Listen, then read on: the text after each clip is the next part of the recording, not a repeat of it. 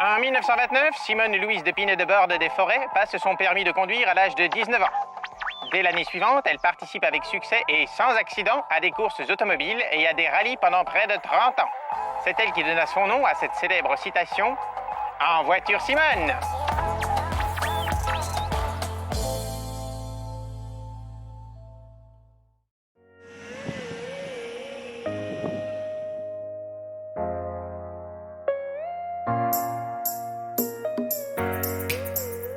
Salut à tous, aujourd'hui on va sillonner 3 nouvelles communes, Fos-la-Ville, Gemep-sur-Sambre et Floreffe. On va faire de suite un premier stop à Spie où Nadine et Eric produisent et vendent des fraises et ils n'ont pas peur du travail car être fraisiériste c'est un sacré boulot.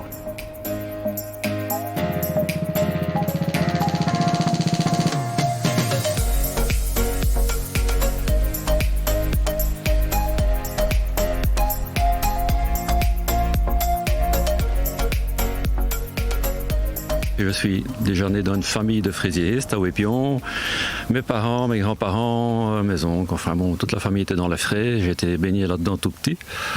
Pourtant, j'avais dit tout petit, je ne ferais jamais ça, parce qu'à ce moment-là, on vous mettait à 6-7 ans dans les fraises, ramasser des fraises à confiture, ça ne vous passionnait pas. Et j'ai dit, je ne ferai jamais des fraises. Comme quoi, pour faire ce métier, il faut être passionné. C'est un peu comme les prêtres, c'est un sacerdoce. Si vous n'aimez pas, vous allez plaquer tout directement. Parce qu'on a tellement des coups durs, il faut aimer. Nous produisons essentiellement de la Dream. C'est la variété la plus sucrée pour l'instant, enfin pour nous, et les gens en redemandent vraiment. C'est une variété précoce, hein. Donc au printemps elle marche super bien, plein été on ne sait pas la faire. Donc on a d'autres variétés en plein été, notamment la Magnum là, qui est en train de commencer, qui est géniale aussi. Voilà, ici nous sommes en train de récolter les fraises. On les calibre suivant leur grosseur, les petites, les grosses. On passe tous les 4-5 jours, suivant la température extérieure évidemment, hein. S'il fait très chaud, c'est 3 jours, et s'il fait moyen, c'est 5 jours. Voilà. C'est une bonne année, cette année-ci? Cette année, oui. Oui, c'est une année... il n'y a pas énormément de fruits, mais bon, les fruits sont beaux et bien sucrés. Donc ici, au départ, on était en culture traditionnelle, je vais dire. Maintenant, on est en culture raisonnée, fort proche de bio. On est à 90%, il y a 90% des fraisiers qui n'ont jamais eu de pulvérisation, qui n'en auront pas. Il n'y a qu'une variété un peu plus sensible, un peu plus fragile, que là on doit pulvériser légèrement, mais sinon, on essaye d'introduire des insectes prédateurs qui vont soit dévorer, ou enfin bon, qui vont... Voilà, on essaie de faire le plus naturel possible. Voilà, ici on est en train de replanter des fraisiers encore pour 2020, pour cette année. Donc dans 6 semaines, 2 mois, il y aura des fraises sur ces plants. Donc on met ça au froid de l'hiver, on stoppe la végétation de la plante et maintenant on la repique et elle se croît au printemps, au mois de mars, elle redémarre, elle va pousser. Donc il reste les racines, le cœur de la plante avec les ébauches, la nouvelle feuille qui pousse et les cœurs. Voilà, donc ça va extrêmement vite, hein. Dans 3 semaines il y aura déjà peut-être quelques fleurs et ça pousse très vite. C'est un moyen naturel de postposer les récoltes, d'allonger la saison de fraises. C'est comme toutes les personnes passionnées, on ne compte pas ses heures, on ne regarde pas au jour qu'au travail. C'est vraiment une passion, oui. Et de voir les gens qui viennent acheter nos produits, qui sont contents, qui reviennent, qui sont satisfaits, qui nous parlent de nos variétés, de voir les enfants qui croquent dans nos fraises et qui sont tout contents d'avoir une bonne fraise. Tout ça, ça marque et ça fait que ça laisse notre passion intacte.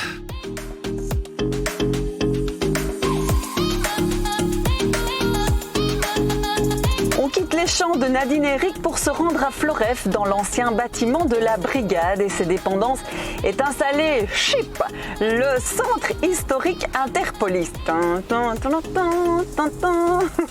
Un musée qui retrace toute l'histoire des forces de l'ordre. Et nous avons rendez-vous avec Jacques, qui en est l'un des bénévoles et qui organise régulièrement des visites guidées. Il a sélectionné quelques objets insolites pour nous.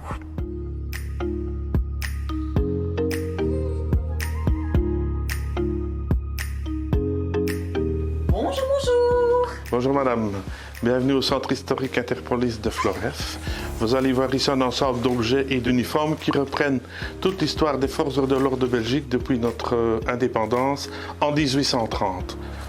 Des uniformes, des règlements, enfin il y a beaucoup de choses qui sont trop nombreuses pour vous les décrire maintenant. Ça mérite une visite. Parmi les objets insolites, je vais vous montrer un des plus anciens du musée. C'est cette plaque que les gardes champêtres, à partir de 1842, sur une ordonnance de la province de Namur, portaient à l'épaule. Voilà, c'est un peu l'ancêtre des plaques anglo-saxonnes, comme ils ont maintenant, où on voit les plaques de police, les étoiles de shérif, etc. Le garde champêtre, en plus, était armé, c'est un grand mot, du sabre briquet, sabre de l'époque napoléonienne, qu'ils ont tenu jusqu'à peu près l'époque 1900. Ils avaient d'autres armes, en général, c'est celle-ci qu'ils avaient. Voilà, ici deux gardes champêtres plus modernes, un de l'époque 1950 et un de l'époque 70. Comment reconnaît-on le sigle du garde champêtre?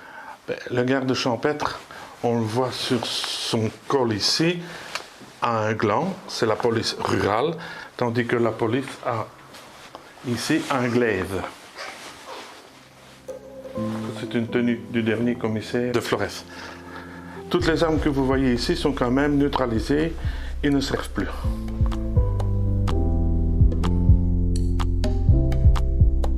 Qu'est-ce qui vous plaît, vous, dans ce musée? Pourquoi vous y mettez autant d'énergie, finalement? C'est un peu notre histoire. Et notre histoire, on a tendance maintenant à l'oublier. Et quand on voit un peu ce qui se passe avec les jeunes, personne ne connaît plus rien. Et c'est un peu en venant ici, on voit l'histoire des forces de l'ordre et en même temps l'histoire de notre Belgique. Parce que vous-même, vous n'avez pas été policier? Je n'étais pas policier, non.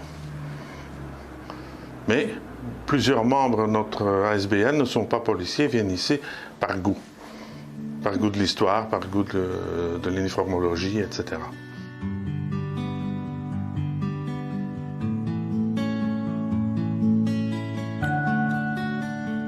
Un autre objet insolite, voilà, c'est le lactodensimètre, une invention française, parce que je vous rappelle, anciennement, les forces de l'ordre allaient dans les fermes contrôler la teneur en crème de lait.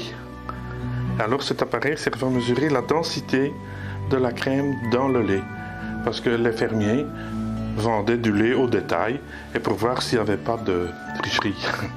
Voilà.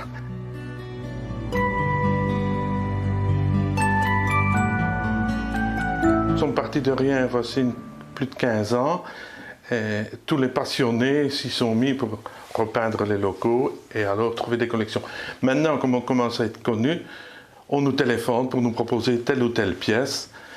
Les gens, plutôt que ça aille à la décharge, nous les donnent. Et c'est comme ça qu'on parvient à avoir des choses formidables et uniques. Maintenant, il y a des pièces qui ont été difficiles à trouver. Ah oui, il y a des pièces qui sont très difficiles à trouver. Il y en a encore quelques-unes qui nous manquent, mais voilà.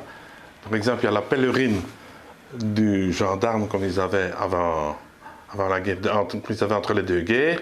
On n'en a pas. Mais bon. On lance l'appel. On lance l'appel. Vous pouvez toujours nous contacter.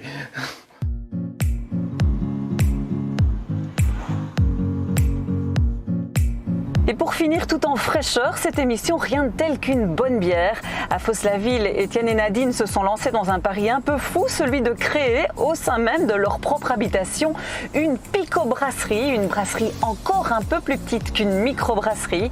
Alors pour l'instant, la production est à l'arrêt, le prochain brassin est prévu en septembre prochain, mais rien n'empêche de la déguster sur place.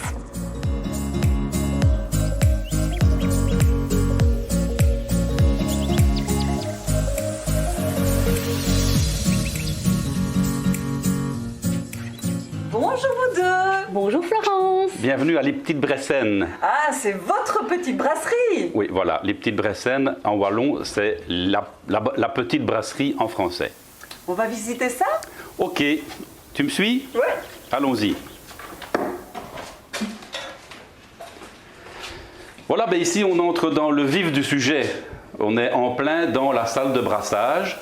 avec l'unité de brassage, les fermenteurs, et des fermenteurs, il y en a aussi dans la salle d'accueil pour que les gens qui viennent nous rendre visite le vendredi, puisque le vendredi on fait after work, comme on appelait ça, soient aussi dans l'ambiance, ils sont dans les fermenteurs dans lesquels la bière fermente. Alors ce projet, il est né parce que nous voulions, une fois pensionnés, ne pas faire rien, mais aussi faire de la convivialité, rencontrer des gens, avoir beaucoup de contacts, et donc pas uniquement faire de la bière. Rien que faire de la bière et la vendre et ne pas avoir de contact, c'était pas intéressant pour nous.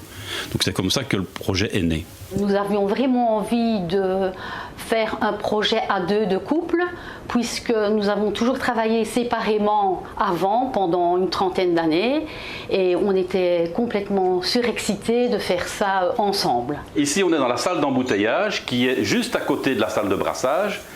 C'est une unité d'étiquetage capsulage qui vient de France, de Beaune. On est allé chercher dans le pays du vin. Vous vous êtes formé à la brasserie, ça s'est passé comment? Ah oui, parce qu'au départ, on n'est pas du tout brasseur, comme beaucoup de brasseurs d'ailleurs. On s'est formé, on est allé faire un stage en microbrasserie, un stage d'immersion. Et puis après, j'ai fait le CFOR à Namur en microbrasserie.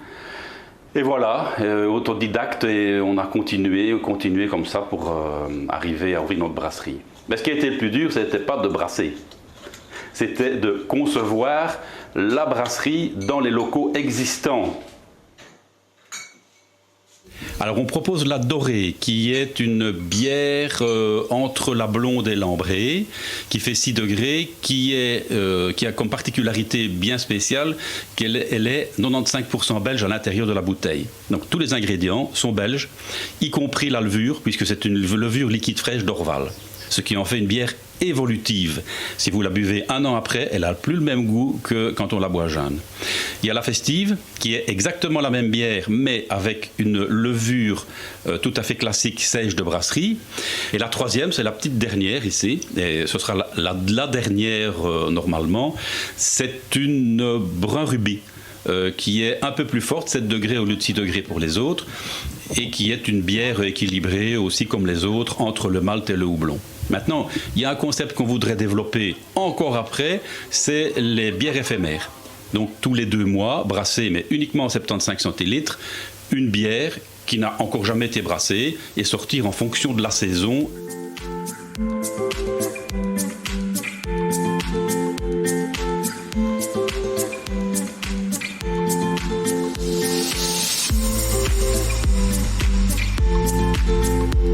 Voilà, je prends congé de vous. Ciao à tutti. Belle semaine à tous. À bientôt.